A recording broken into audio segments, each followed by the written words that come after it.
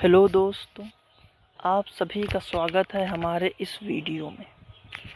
आज के इस वीडियो में हम जानेंगे कि जब कंपनियां लोन लेके अपने ऑपरेशंस को चला सकती हैं तो वह क्यों अपनी ओनरशिप को डाइल्यूट करती हैं, क्यों वह अपने शेयर्स को इशू करती हैं।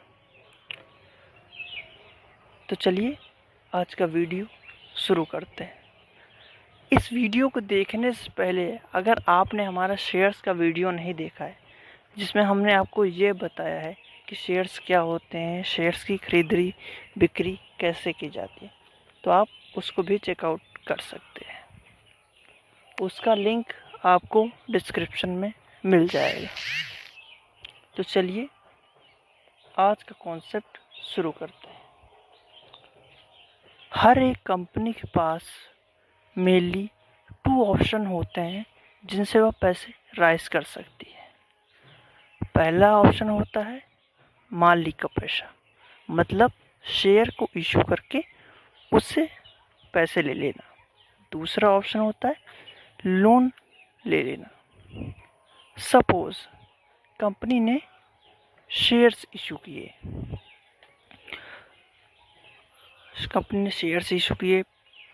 इन्वेस्टर ने देखा, उसे सही लगा कि हाँ कंपनी अच्छी है, तो उन्होंने उस कंपनी के शेयर्स खरीद लिए। अब कंपनी ने शेयर इशू किए, अब उसके बदले उनके पास वो कैपिटल आ गई है, उतना उनके पास वो रुपए आ गए हैं। तो कंपनी अगर चाहे, या फिर जनरली कंपनी यही करती है, रुपए का मेनली उन रुपए का यूज़ करती है नए एसेट्स को खरीदने में, कोई इन्वेस्टमेंट अगर अच्छी है तो उसको करने में, या फिर कोई नई कंपनी को एक्वायर करने में।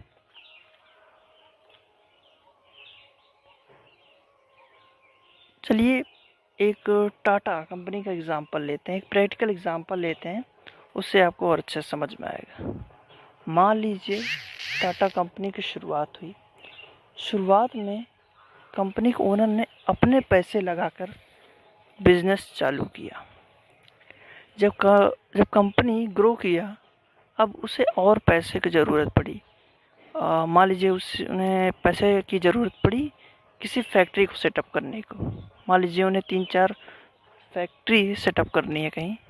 अब उसके करने के लिए उन्हें पैसे की ज़रूरत पड़ी। अब उनके पास फंड्स नहीं हैं, तो कंपनी क्या करेगी, अपने कुछ शेयर्स मार्केट में इशू कर देगी, जिनके बदले उनके पास पैसे आ जाएंगे, और जो वो शेयर्स खरीदेंगे उस शेयर की ओनरशिप उनकी हो जाएगी। अब कंपनी के पास इतने फंड्स आ जाते हैं कि अब वो चाहे तो फैक्ट्री सेटअप कर दे, या फिर अगर कुछ और सामान खरीदना है, सपोज कोई एसेट्स खरीदना है, तो भी कर सकती है। मेन इम्पोर्टेंट पॉइंट ये है इसका कि जो शेयर्स के इशू करने के बाद जो पैसा आता है, या फिर जो शेयर के इशू करने पे जो पैसा आता है, कंपनी को उसे वापस नहीं करना होता है। कंपनी को तभी वापस हो सके करना पड़े जब कंपनी लिक्विडेट होने लगे, मतलब जब कंपनी बंद होने लगे, मतलब जब कंपनी का एंड हो।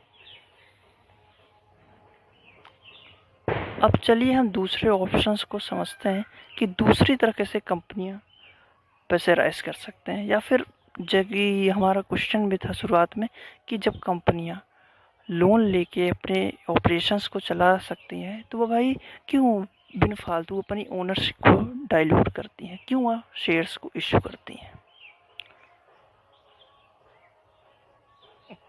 जो लोन होता है, या फिर उसे फाइनेंस के टर्म में या फिर अकाउंटिंग टर्म में उसे जनरली डेट कहते हैं।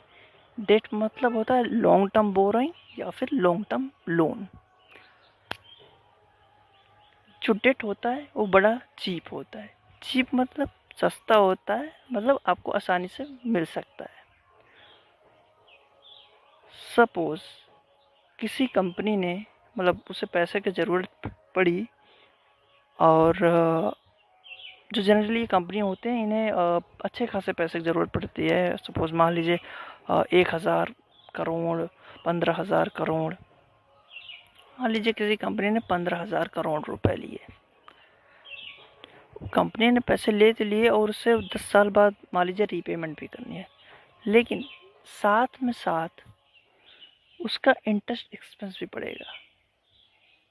उसे हर साल एक निश्चित एक इंटरेस्ट देना पड़ेगा उस लिए गए लोन पे,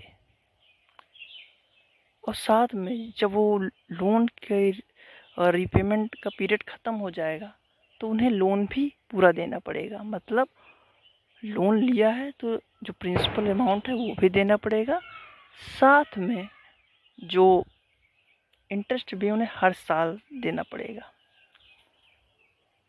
अभी मैं आपको एक प्रैक्टिकल एग्जांपल से चलिए इसको समझाता हूँ। अगर आपको अभी तक समझ नहीं आया तो आप समझ जाएंगे। सपोज कोई कंपनी है जो अपनी स्टार्टअप में है, मतलब अभी शुरुआत में शुरू हुई है। अगर उसने लोन ले लिया, जनरली लेते हैं लोन, ये नहीं कि लोन लेते नहीं है, बोरोइंग्स करते नहीं है, डेट लेते नहीं है, लेते हैं। मान लीजिए किसी कंपनी है जो अभी नई नई शुरू हुई है, उसने लोन ले लिया। लोन हम क्यों लेते हैं? क्योंकि हमें पैसे की ज़रूरत होती है, सिंपल सी बात है। अगर उसने लोन ले लिया, साथ में उसका इंटरेस्ट भी उसे देना है, वो तो हर साल देना है। सब लोन तो चलिए 10 साल बाद देना है, लेकिन जो उसका इंटरेस्ट है वो तो हर साल देना है। तो उसका जो इंटरेस्ट एक्सपेंस है वो तो बढ़ गया।